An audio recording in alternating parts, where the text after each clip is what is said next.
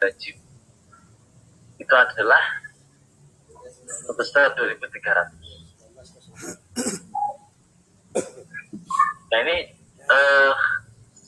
sebuah parameter yang digunakan untuk membedakan rejim aliran laminar maupun turbulen secara kuantitatif. Jadi angkanya, value-nya. Nah, tapi secara kualitatif, secara visual itu bisa kita lihat tadi ketika menghitung ada gejolak, ada fluctuative motion ya, itu ketika secara visual itu kita dapati, maka rejim aliran itu adalah turbulen. Baliknya, kalau aliran itu berlangsung atau fluid itu mengalir dengan tenang tanpa ada gejolak, tenang, kemudian slow, maka secara visual atau kualitatif kita bisa mendefinisikan aliran itu sebagai aliran laminar kan gitu. Karenanya dalam stimulasi itu terlebih dahulu mesti kita cek secara kuantitatif apakah Reynolds number-nya itu masuk rejim laminar atau turbulen. Kalau dia masuk rejim laminar, berarti saat simulasi tidak perlu kita mendefinisikan atau mengaktifkan atau memilih pemodelan turbulen. Jadi aliran itu kita tentukan sebagai aliran laminar. Jika nanti hasilnya akan mendekati hasil realnya. Baliknya, ketika kita dapati kualitatif numbernya adalah masuk rejim turbulen, nah berarti simulasi yang kita lakukan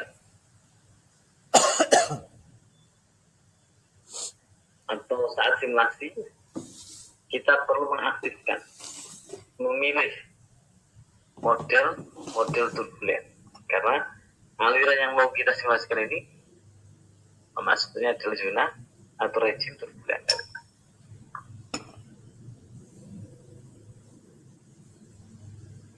Nah ini sebagai gambaran ya.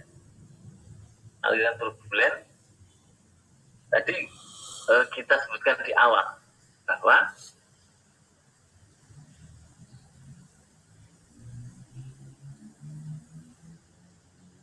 turbulen edges, jadi ukuran turbulensi atau ukuran scale atau apa ya, tolakan lah ya, atau eddy sizes itu bertingkat pada aliran turbulen. Aliran turbulen ya.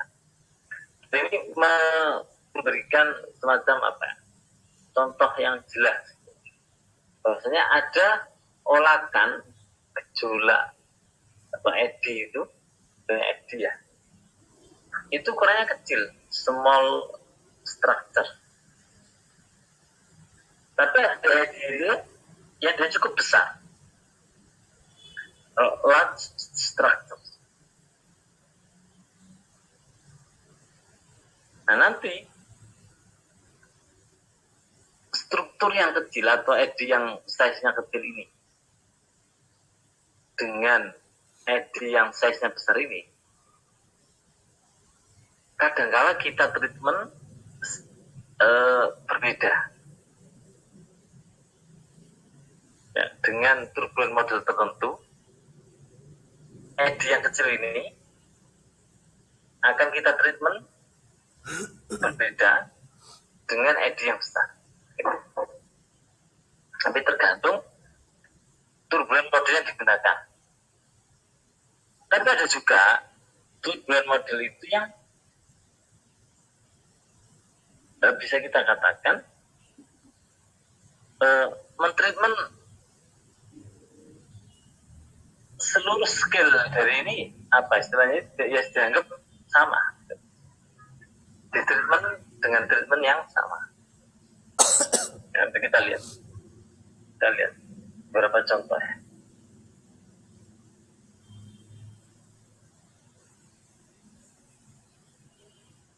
Nah ini ya, jadi ada namanya direct numerical simulation, ada large eddy simulation, ada Reynolds average Navier-Stokes atau range equation model. Nah yang umum atau paling banyak digunakan ya sejauh yang saya pahami atau yang pengalaman kita ya, itu adalah ini di sini range modeling. Di sini juga banyak nanti pilihannya. Reynolds average Navier-Stokes equation model. Kalau yang large eddy simulation apalagi ini direct numerical simulation ini jarang digunakan, kecuali untuk kasus-kasus tertentu. Tapi untuk industrial problem mostly ya sejauh yang kita pengalaman kita itu dari range model. Ini pun nanti variannya cukup banyak di sini. Nanti kita lihat. Dan ya, jadi turbulence scales atau tadi eddy scale, jadi ukuran eddy ini ada yang besar, ada yang sedang, kecil, kemudian sangat kecil. Ini macam-macam. Jadi ada yang pemodelan turbulen itu baik eddy yang besar hingga eddy yang kecil atau turbulence scale yang besar sampai kecil ini dimodelkan. Ini pendekatan Reynolds average Navier-Stokes equation model, ya kan? Tapi yang kedua tadi large eddy simulation itu, yang kecil-kecil dimodelkan, tapi yang turbulence scale gede besar ini dia diselesaikan persamaannya, tidak dimodelkan, diselesaikan persamaannya. Nanti kita lihat persamaannya itu yang mana. Nah, ada juga yang turbulence scale yang besar hingga yang terkecil itu diselesaikan persamaannya,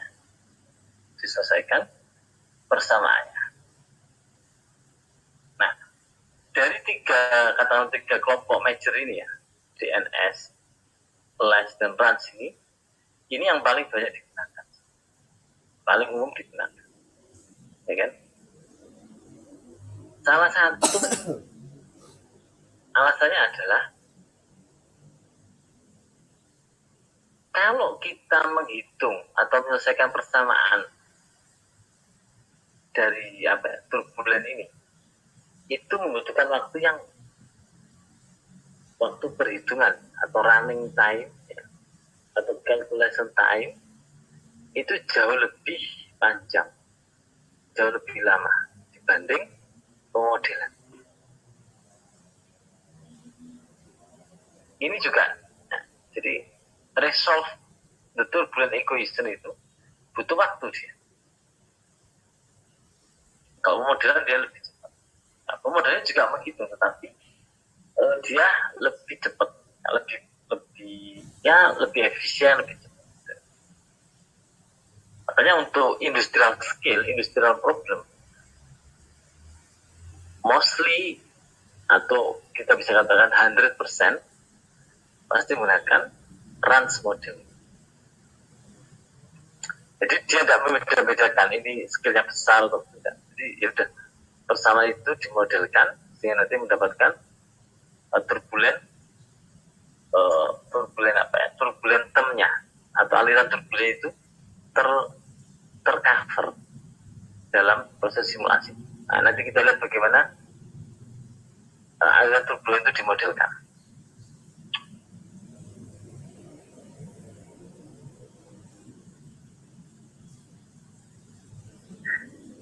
Nah, terus sekalian,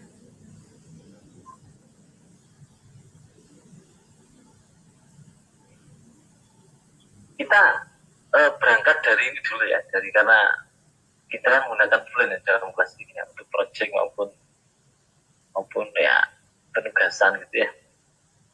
Jadi kita lihat di Fluent itu turbulen modelnya apa dulu ya. Nah, setelah itu nanti kita coba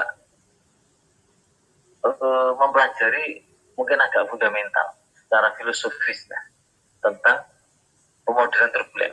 Tapi saat ini itu kita taruh dulu. Tapi kita lihat dulu menu pemodelan turbulen pada Fluent atau yang disediakan oleh Fluent. Nah, tadi kita sampaikan dari ketiga pendekatan utama ini, nah, maka runs ini paling banyak digunakan. Nah, di dalam Fluent atau pada perangkat lunak Fluent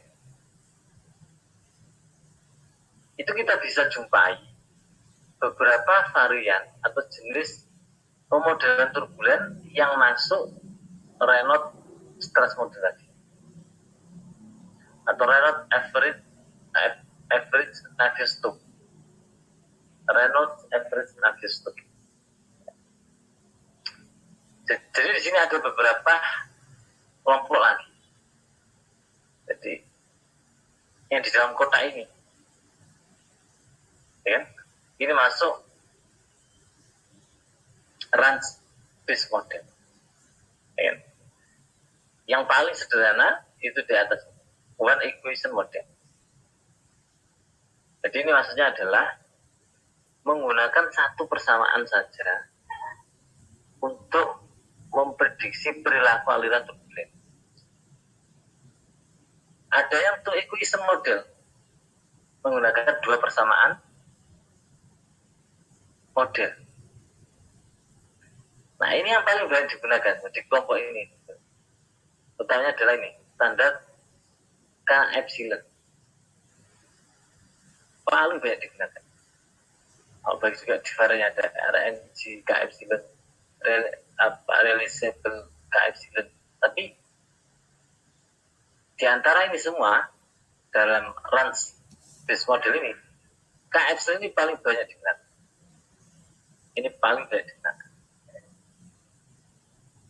Nah, jadi ada one equation sebagai Almaraz model, ada two equation. Nah, kelompok ini ada standar K epsilon, ada variannya lagi RNG realizable, ada standar K omega, ada SST K omega, ada F2F model, F2F model ya, mulai ada Reynolds stress model.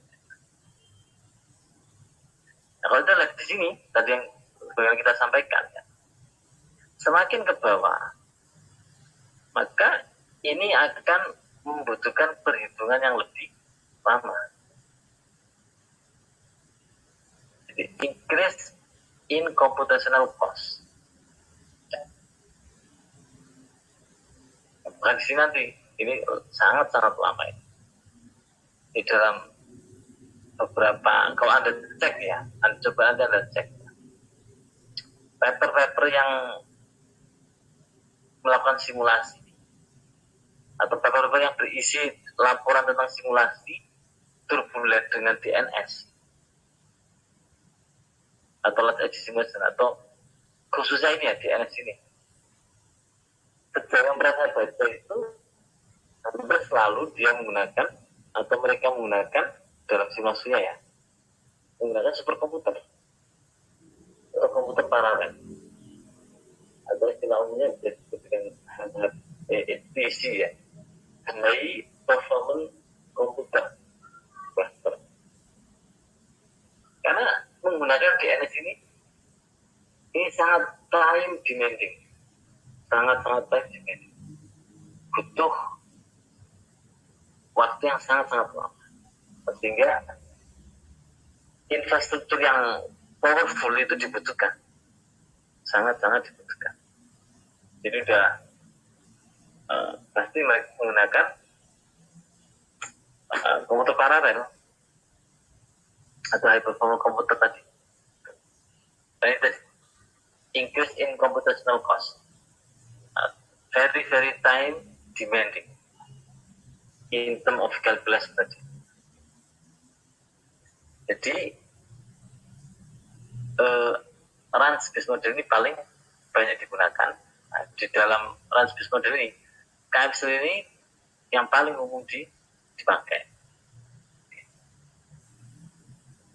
Nah, ini latih simulation dan terakhir nanti bisa dipelajari sendiri ya, bagaimana dia bekerja. Jadi kalau latih simulation itu kan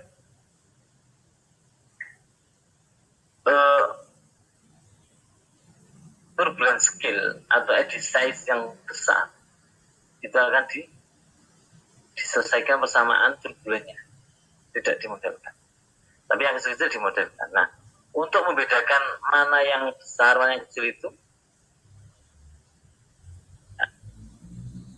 turbulence scale yang besar itu seperti apa, yang kecil seperti apa, itu nanti filternya menggunakan metrik ini.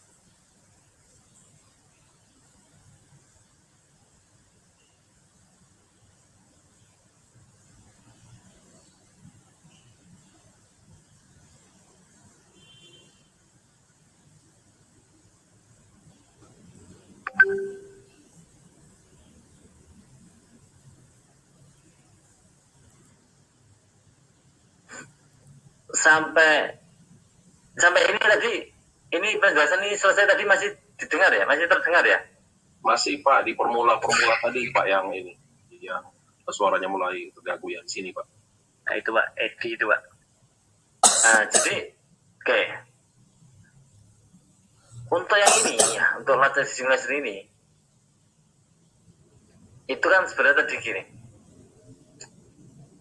turbulence scale yang besar atau eddy size yang besar ini, itu nanti diselesaikan bersama turbulennya langsung, tidak dimodelkan. Yang kecil-kecil dimodelkan. Artinya kalau diselesaikan itu ya persamaan Navier Stokes dengan turbulentumnya itu diselesaikan, dihitung langsung. Tapi yang kecil-kecil ini dimodelkan. Nah, bagaimana tahu ukuran eddy ini besar, kemudian yang ini kecil? Nah, untuk less base model ini menggunakan besar atau rapat renggangnya meshing ini sebagai ukuran mana eddy yang besar, mana eddy yang kecil. Jadi kalau dia lebih kecil dari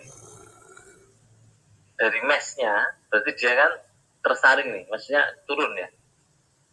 Nah ini nanti yang dimodelkan. Sedangkan yang tidak lolos dari saringan ini nanti diselesaikan langsung.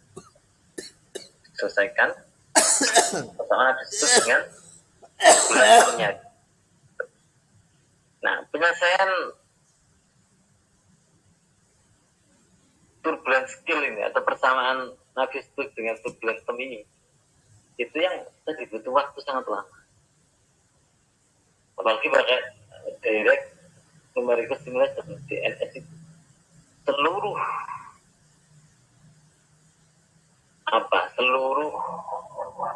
turbulence skill atau exercise itu akan diselesaikan persamaan Navier-Stokes dengan turbulentumnya itu. Ini nggak ada dimodelkan.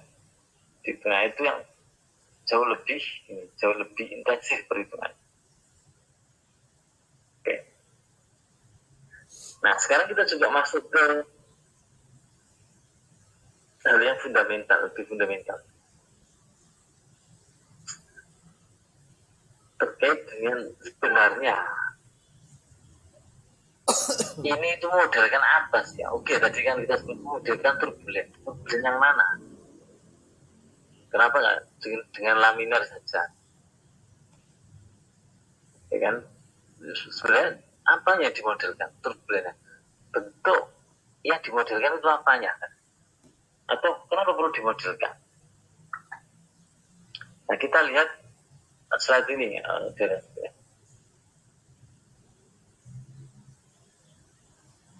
Nah ini jadi definisi secara umum ya.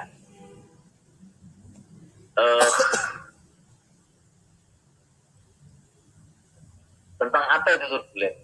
Random. Ini random dia. Chaotic, fluktuatif. Fenomena 3 dimensi. Time dependent, berarti ya transient. Time dependent dia jadi skala tadi, scale yang turbulen tadi, turbulen atau ulakan motion with many scales superpose. Jadi mungkin ya saling superposisi ya saling menguatkan. Ya. Nah ini disebut jadi persamaan turbulen atau persamaan aliran turbulen. The last great unsolved problem of classical physics. Jadi ini pendapat apa ya? Beberapa peraih Nobel yang kita kenal Einstein, Feynman ini apa namanya? Dua nama terakhir ini kan tokoh kuantum mekanik ya, kuantum physics. Ya. Jadi ini persamaan matematik yang unsolved problem gitu. Jika nanti perlu dimodelkan, perlu diselesaikan secara numerik. Gitu. Karena kalau ditulis secara matematik itu, ya tadi, the last great unsolved problem. Setiap saya di hari ini belum ada solusi secara matematik gitu, atau theoretical gitu. Nah, metode numerik itu membantu untuk menyelesaikan.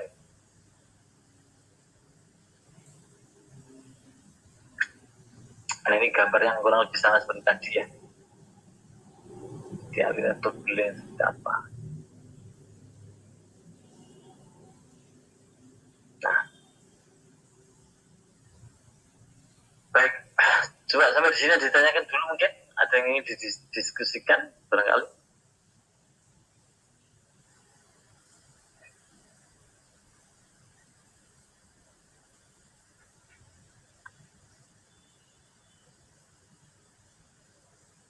Pak, izin bertanya Pak. Ya, silakan.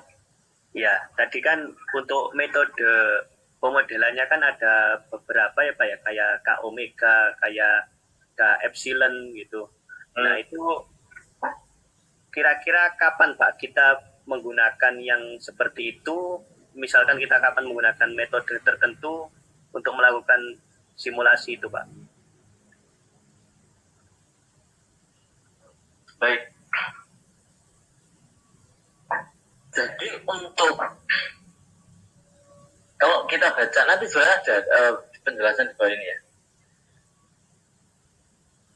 Pengalaman kita atau kalau Anda baca bahwa perhitungnya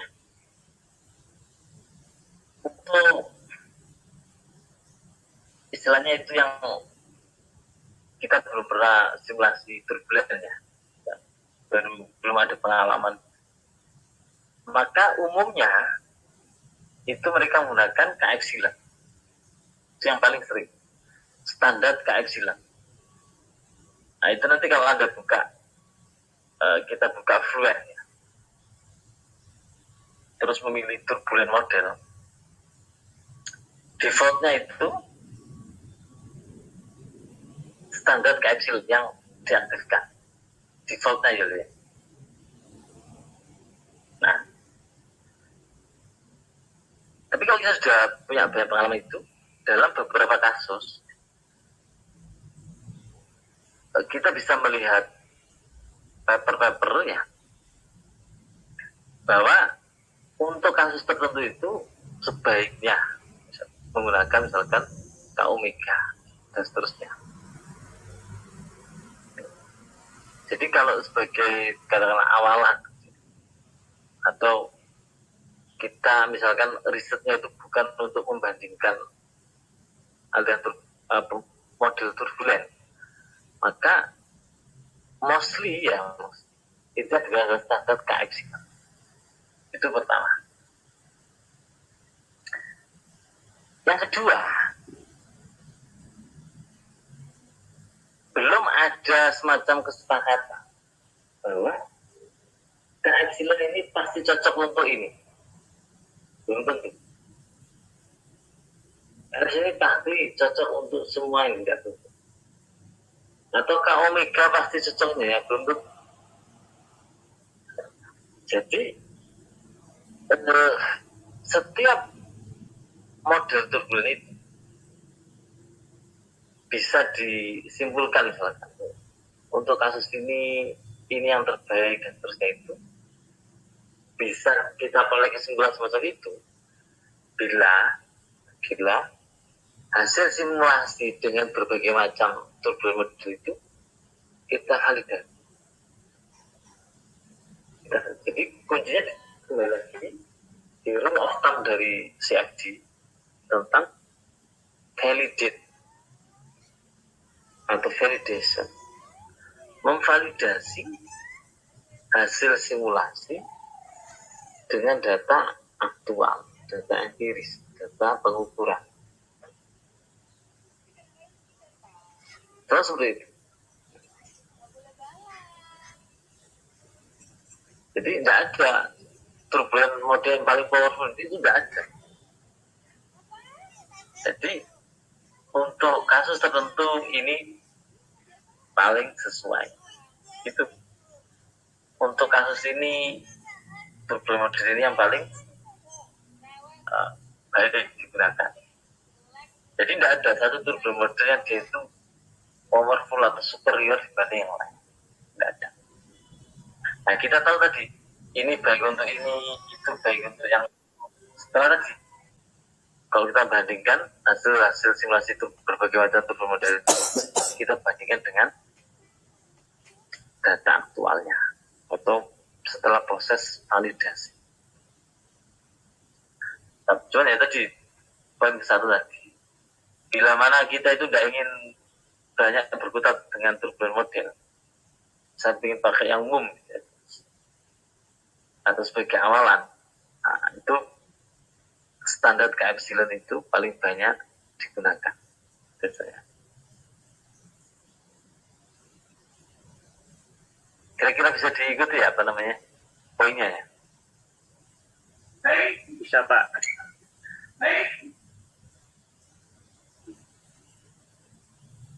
Ada lagi mungkin?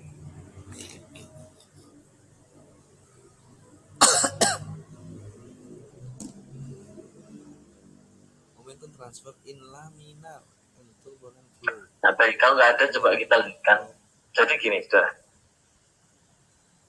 Ini adalah visualisasi aliran laminar di dalam sebuah ya, pipa. Alirannya itu layer beli layernya itu apa namanya? Terlihat jelas. Tidak ada semacam interaksi antara layer atas dengan bawahnya. ya kan? Jadi dia alirannya tenang. Nah ini artinya apa? Kalau tidak ada interaksi antara layer satu dan yang lain, antara yang di atas dan bawah itu, artinya apa?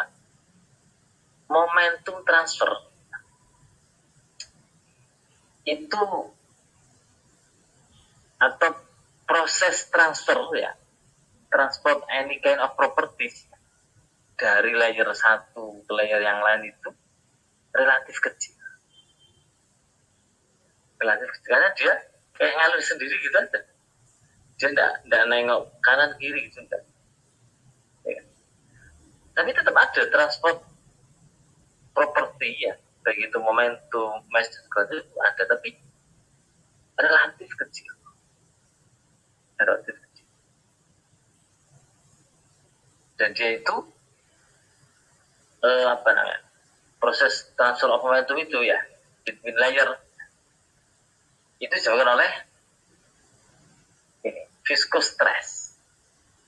Jadi tegangan karena viscosity dari aliran fluida atau viscosity yang dimiliki oleh fluida. Jadi ini kayak nafsi dia kayak dia gitu. Tapi tetap ada transfer momentum dari atas ke bawah, tapi kecil, tidak intensif. Ini aliran laminar. Tapi perhatikan aliran turbulen. Nah, kalau digambarkan seperti ini, bergejolak. Maka kalau aliran laminar tadi, layer layer ini terlihat jelas. Kalau ini enggak, ya terlihat jelas, tetapi coba perhatikan, interaksinya ini sangat intensif. Jadi antara layer satu, layer di atas ini, dengan bawah ini, berinteraksi dia. Nah ini menggambarkan apa? Ada transport of properties, baik itu momentum, ya energi, mungkin mass-nya juga, mungkin spesies tertentu itu, mungkin juga perbedaan panasnya, itu berlangsung lebih intensif. Karena ini ada interaksi.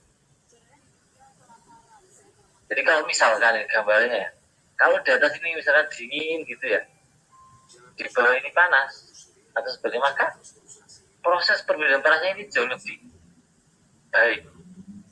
Karena ini ada interaksi.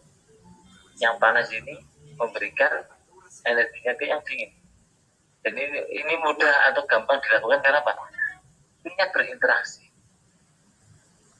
Karena apa? Bergejolak. Begitu juga energinya, momentumnya, mass-nya, dan seterusnya. Nah itu kenapa untuk proses perpindahan panas misalkan, atau proses reaksi kimia misalkan, itu yang dibutuhkan untuk mempercepat hal itu, baik perpindahan panas maupun chemical reaction itu adalah kondisi turbulen. Alirannya itu acak, turbulensinya ada. Kenapa? Karena dengan turbulen rejim itu, interaksi antar layer dari aliran ini itu terjadi secara intensif, kuat, sering. Nah ini terjadi karena ada faktor turbulen tadi. Jadi kalau yang laminar itu terjadi hanya karena viscous stress. Viscous terjadi ya tegangan karena viscosity dari aliran, dari fluida. Tapi kalau turbulent flow, turbulent rejim, transfer properties tadi, baik itu momentum, energi, atau mass, spesies, dan seterusnya itu selain karena viscous stress, juga disebabkan oleh, nanti kita sebut dengan turbulent stasis. Jadi ada dua, viscous stress dan turbulent stasis. Jadi ini lebih diharapkan, kondisi yang lebih diharapkan untuk proses-proses tadi. perpindahan panas, atau reaksi, dan seterusnya. Ya kan? Maka kalau kita belajar perpindahan panas konveksi, ya, koefisien perpindahan panas konveksi biasanya disebutkan dengan H, itu nanti akan lebih besar nilai H-nya. Artinya konveksinya lebih mudah terjadi.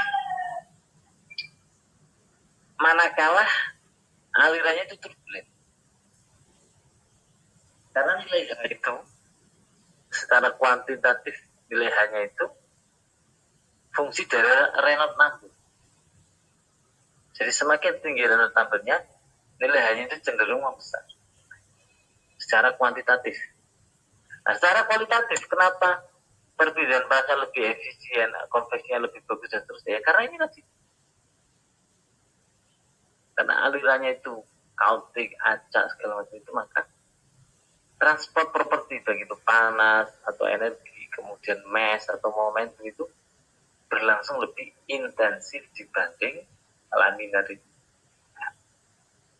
Nah, nanti sebenarnya kita modelkan itu adalah menghitung turbulence stresses sebenarnya di turbulent model itu. Nah, sampai di sini bisa diikuti enggak terkait dengan filosofinya dulu, aliran laminar dan turbulent. Silakan kalau mungkin ada yang ditanyakan.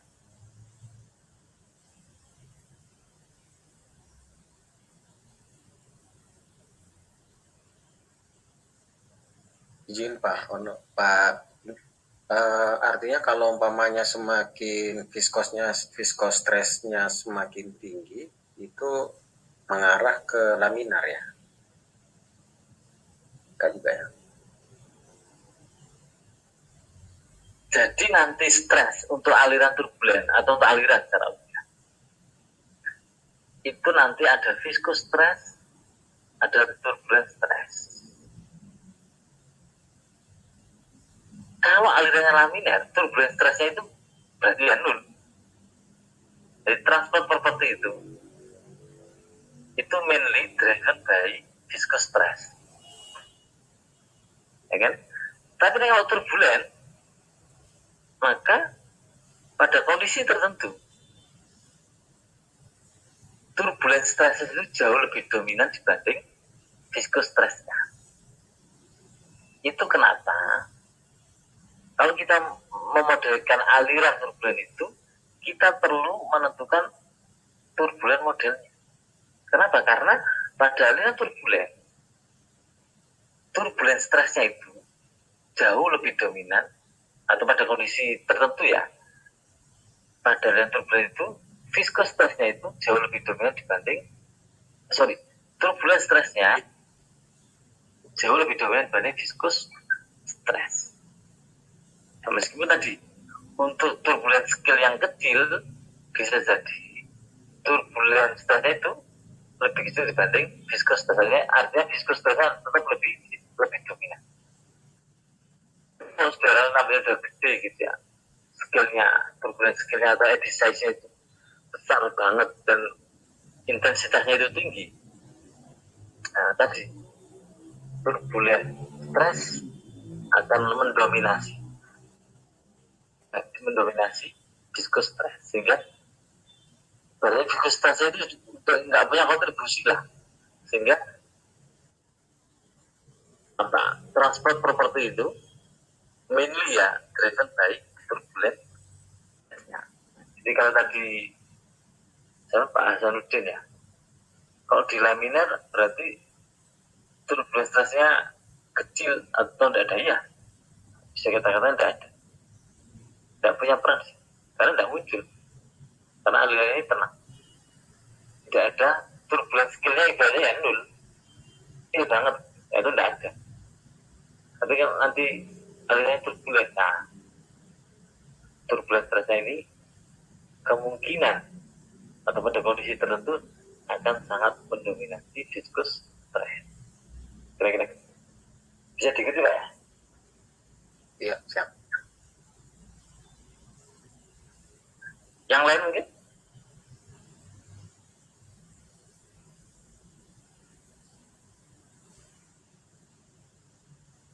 Baik. Kalau dihubungkan dengan efisiensinya gimana Pak? Atau momentum ya? Artinya kan begitu apa turbulennya rendah, berarti kan momentumnya lebih bagus ya? Atau efisiensinya lebih bagus ya Pak? Efisiensi apa ini? Efisiensi apa dulu? Efisiensi umpamanya ini in dan out. Gimana? Efisiensi apa? Dibandingkan antara umpamanya ada fluida yang masuk dan keluar gitu Pak, terkait dengan momentumnya. Jadi nanti mungkin gini nanti, kalau misalkan ini terkait dengan perpindahan panas, misalkan, maka dengan aliran turbulen heat transfer proses itu akan lebih efektif, lebih efisien dibandingkan ketika alirannya itu laminer secara yang sama. Tetapi kalau misalkan gambarnya gini, kalau aliran itu kita manipulasi sehingga nanti dia turbulen, maka di satu sisi bisa jadi tadi misalkan perbedaan panasnya itu baik, tetapi bisa juga berakibat atau mungkin juga berakibat karena di dalam zona atau di channel itu ya, saluran itu kita manipulasi mungkin dengan ada obstacle, kita buat semacam groove gitu ya. Itu nanti ada semacam zona-zona di mana di situ ada semacam sirkulasi aliran yang muter saja di situ. Tapi memang ada turbulennya naik, kita turbulensi naik, tapi ada zona-zona tertentu di mana di situ ada sirkulasi aliran yang muter-muter aja di situ. Nah ini sebenarnya kan kerugian energi aliran. Sehingga akibatnya apa? Akibatnya sangat mungkin tekanan out nanti akan jauh lebih rendah atau ada pressure drop yang cukup signifikan. Tetapi dari sisi perbedaan panas atau heat transfer proses, dia cukup efisien karena mampu manipulasi tadi, adanya groove, adanya obstacle segala macam itu membuat aliran itu menjadi turbulen sehingga cukup baik untuk perbedaan panas, tetapi berakibat adanya energi losses pada sisi aliran, momentum aliran, sehingga delta P-nya itu antara in dan out itu cukup besar. Jadi ini dapat keuntungan dari sisi heat transfer cukup efisien, tetapi dari sisi aliran, energi aliran atau momentum itu mungkin juga itu. Sehingga nanti ada istilah trade off, tarik mana titik optimumnya. Itu Pak ya, Pak Zanudin. Baik, makasih Pak. Jadi memang tidak selalu linear. Jadi kalau proses ini cukup efisien, meningkatkan efisiensi tapi ternyata di proses lainnya, maksudnya di perbedaan pasnya baik, meningkat, tapi ternyata dari sisi aliran pressure dropnya cukup besar. Kadang-kadang seperti itu. Nah, idealnya kan hidrasinya bagus, alirannya juga bagus. Cuman ya seringkali kita coba tidak demikian, sehingga perlu titik optimal.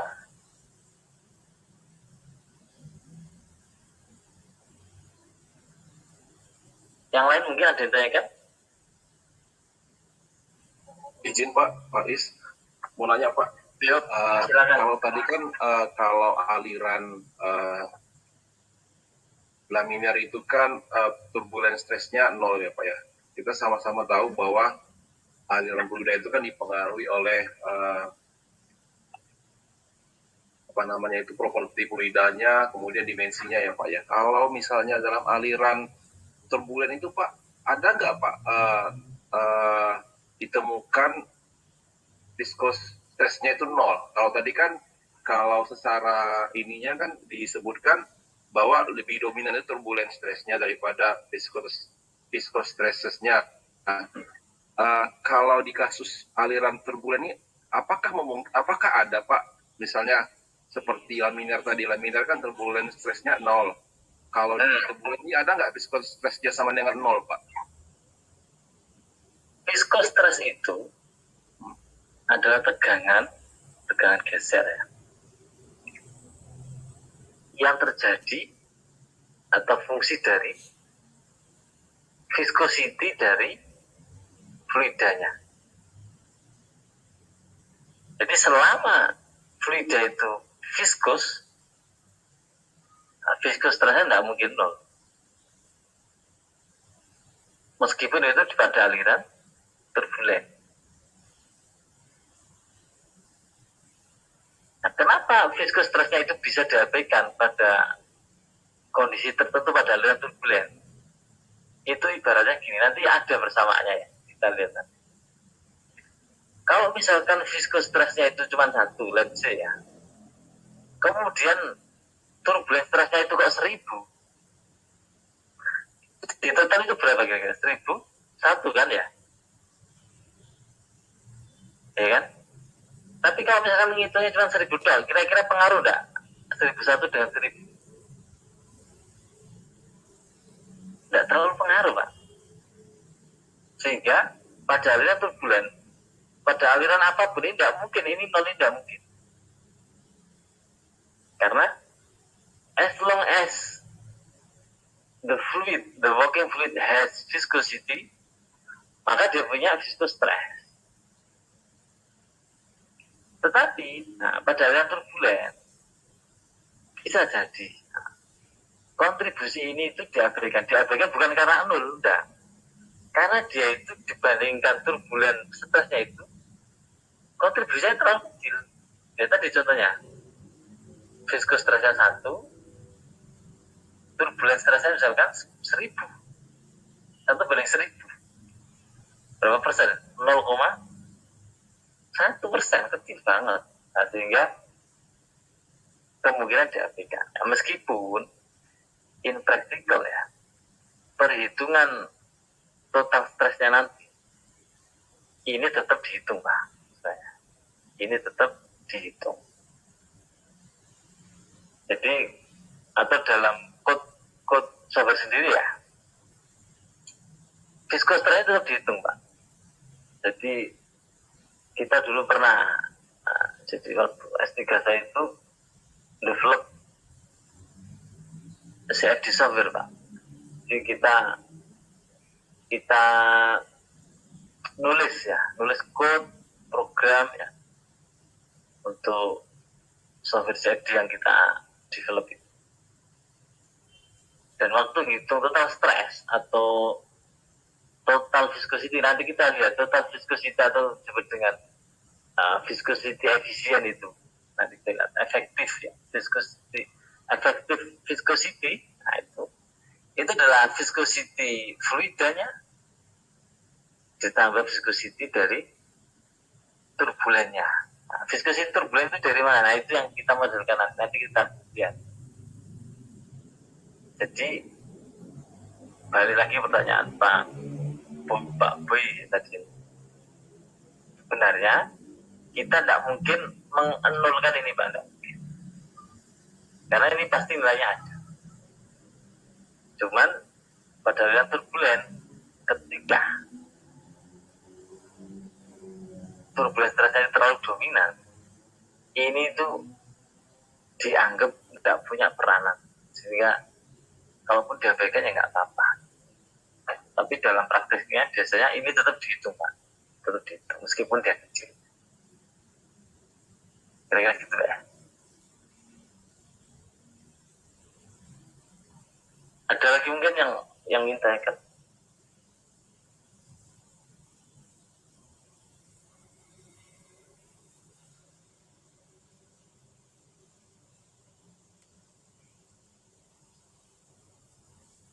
Bisa diikuti Pak ya?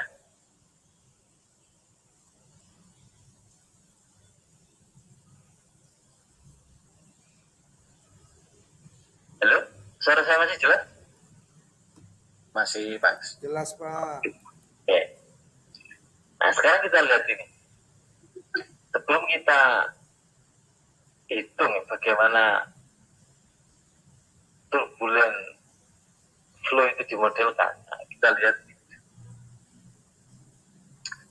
Bapak Ibu, aliran turbulent ini dengan garis yang fluktuatif ini, kalau kita gambarkan dengan sebuah titik, itu kira-kira seperti ini. Nah ini kalau dipecah atau dikomposisi ya, dipecah. Aliran turbulent ini sebenarnya terdiri dari dua. Ada mean velocity, ada fluctuation velocity-nya. Jadi ini kecepatan rata-ratanya, ini kecepatan fluktuatif. Sehingga aliran totalnya,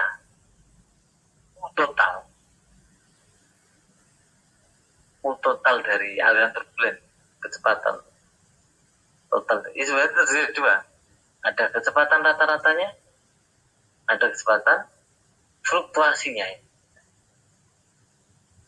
Atau mungkin disebutkan seperti ini, U besar dengan U kecil, atau di sini U bar berarti mean velocity dan U kecil single prime. Nah ini berarti fluktuasi. Oke, ini perlu dipegang ini. Ini perlu dipegang. Mean velocity, fluctuation velocity. Oke. Nah, ini kita lihat dari sini ya, operasi matematik. Nah, sekarang kita lihat di sini. Kalau kita menghitung kontinuitas, pertama kan ini mass flux ya. Lalu kecepatan dikalikan luas area saluran ya. Nah, kalau alirannya itu turbulent, maka di sini ini kan aliran laminar ya, aliran laminar rho VA. Kalau alirannya turbulent, maka V di sini itu adalah P rata-ratanya. P rata-rata dari mana? Dari ini tadi. Dari ini tadi.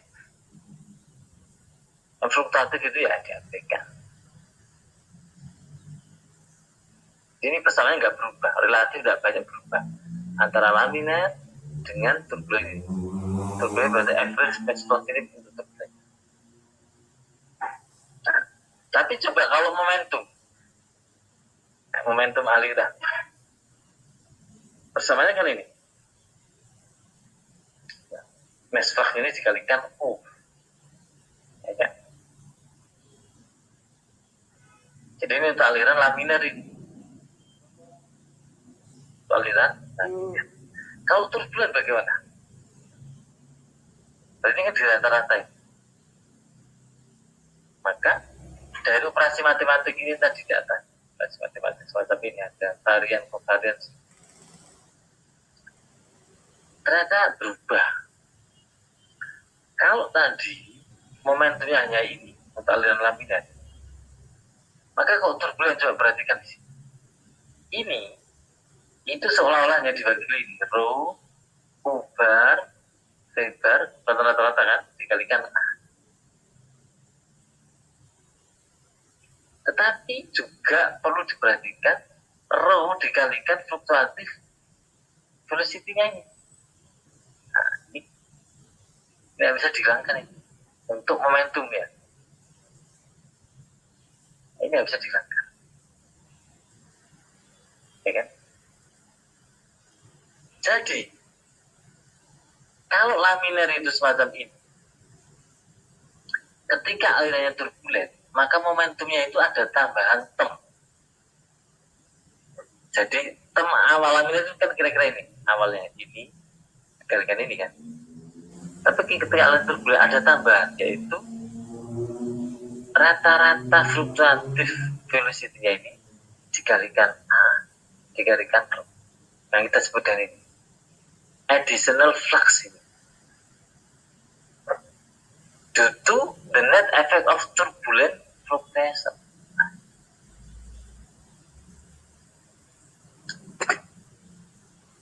Jadi kalau aliran turbulen, maka momentumnya itu berubah bersamaan. Berubah dari tadi laminar, turbulen itu ada tambahan additional flux ini karena apa? Karena kecepatan fluktuasi